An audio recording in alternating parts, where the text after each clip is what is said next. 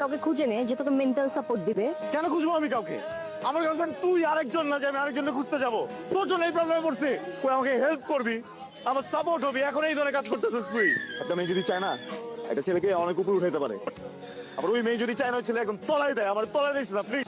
আগে সময় দিতি না, এখন কিভাবে কথা বলতে হয় সেটাও জানিস না। আমার মনে হয় তোর রিলেশনশিপ থেকে ব্রেক নেওয়া দরকার। যা, যে বিহেভিয়ার শিখে আয়, তারপরে আয়, বুঝছিস? আমাদের ব্রেক নেওয়া উচিত না, আমাদের ব্রেকআপ করে ফেলা উচিত। তোর আর আমার এই সম্পর্ক ব্রেকআপ।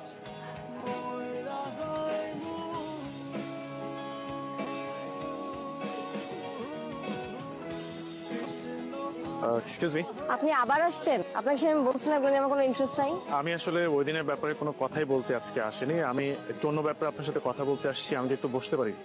আসলে সব ধরনের সম্পর্ক তো ব্রেকআপ হয়ে যায়, কিন্তু ব্রেকআপ হয় না শুধুমাত্র ফ্রেন্ডশিপটা। আমি চাই আপনার সাথে বন্ধুত্বটা আমার থাকুক। ও, যাতে ফিউচারে যে আপনার লাইন ঘাট ইজি হয়ে যায়।